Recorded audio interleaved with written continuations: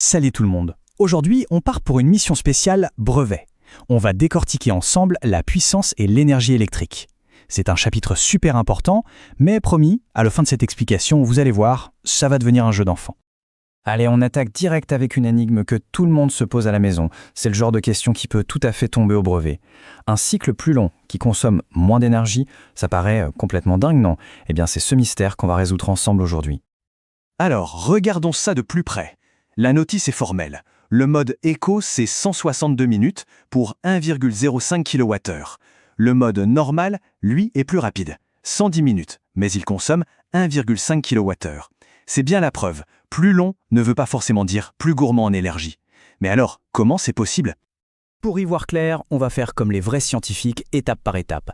D'abord, on va s'attaquer à la puissance. Ensuite, on passera à l'énergie. Et pour finir, on appliquera tout ça pour décrypter une facture d'électricité. Allez, on y va.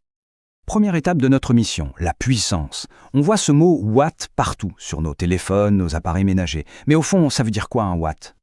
Bon, la définition à retenir, c'est celle-ci. La puissance nominale, qu'on note P, c'est un peu comme l'appétit d'un appareil. Plus sa puissance en watts est grande, plus il est gourmand, c'est-à-dire qu'il consomme beaucoup d'énergie chaque seconde. C'est son débit, en quelque sorte. Pour bien visualiser le truc, prenons un exemple simple.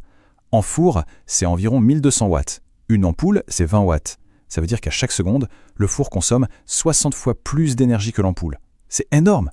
Et c'est pour ça qu'on fait attention à ne pas tout brancher en même temps. Et là, voilà la première formule magique à connaître sur le bout des doigts pour le brevet. P égale U fois I. La puissance en watts, c'est tout simplement la tension U en volts multipliée par l'intensité du courant I en ampères. Ça, c'est vraiment la base de tout en électricité. Ok, on a bien compris ce qu'est la puissance. Mais attention, petit piège. Ce qu'on paye à la fin du mois sur la facture d'électricité, ce n'est pas la puissance, c'est l'énergie consommée. C'est la deuxième étape de notre enquête. Alors, pour que ce soit super clair et pour ne plus jamais se tromper, il y a une analogie toute simple. Imaginez un robinet. La puissance, c'est le débit de l'eau. Et l'énergie, eh bien, c'est la quantité totale d'eau qu'on a dans le seau à la fin. Ce qui compte pour la facture, c'est bien la quantité d'eau dans le seau. Et logiquement, ça nous amène à la deuxième formule ultra importante. E égale P fois T. L'énergie consommée, c'est la puissance de l'appareil multipliée par le temps pendant lequel il a fonctionné. C'est logique, non ? Un appareil très puissant qui tourne pendant longtemps, eh bien ça va consommer une énergie folle. Alors là, attention, ouvrez grand vos oreilles. C'est le piège classique du brevet. Dans la formule E égale P fois T, si on veut obtenir une énergie en wattheure, il faut que le temps soit en heures, absolument. Si on donne une durée en minutes, le premier réflexe, c'est de diviser par 60. Par exemple, 30 minutes, dans le calcul, ça ne sera pas 30, mais 0,5 heures. C'est le détail qui change tout. Bon, maintenant qu'on a nos outils, nos deux formules, on passe à l'action. On va aider une famille, on va l'appeler la famille Gaspi, à comprendre pourquoi leur facture est si élevée. Alors, qu'est-ce qu'on a là ? On a la liste de leurs appareils, avec la puissance et la durée d'utilisation, et à côté, un bout de leur facture. Notre mission, c'est de comprendre où part l'argent. Allez, on va prendre le plus gros consommateur de la liste, le convecteur électrique. Sa puissance, 2,5 kW. Il tourne 8 heures par jour. On applique notre formule E égale P fois T. Donc on fait 2,5 multiplié par 8, et ça nous donne 20 kWh. Rien que pour un seul appareil en une seule journée. C'est juste énorme.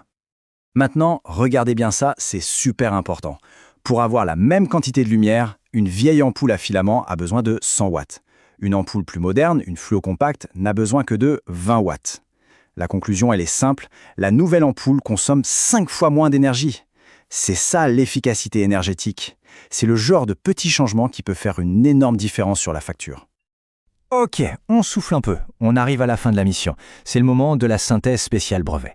On résume tout ce qu'il faut absolument garder en tête pour le jour J. C'est la fiche de révision express. On récapitule, il y a deux formules à connaître par cœur, vraiment.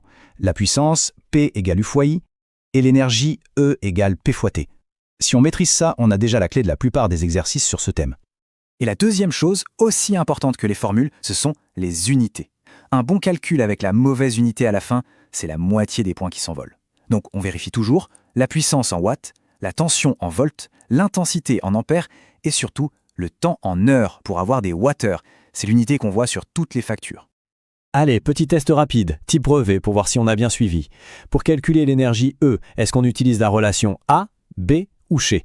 Prenez une seconde pour réfléchir. La bonne réponse, c'était évidemment la B. E égale P fois delta T. C'est la définition même de l'énergie, la puissance utilisée pendant une certaine durée. Bravo si on avait trouvé. Et on en revient à notre question de départ, notre fameux lave-vaisselle. Comment ça se fait? Eh bien, la réponse est dans notre formule magique. Le secret, c'est que le mode éco chauffe l'eau beaucoup moins fort. La puissance P de la résistance est donc bien plus faible. Et même si le temps T est plus grand, le résultat final de P fois T est plus petit. Moins de puissance, c'est le secret des économies. Et voilà, mission accomplie. Maintenant, la puissance et l'énergie, ça n'a plus de secret. Vous voyez, la physique, c'est juste une question de logique et de bien comprendre les bases. Avec ça, ce chapitre est dans la poche. Bon courage pour les révisions.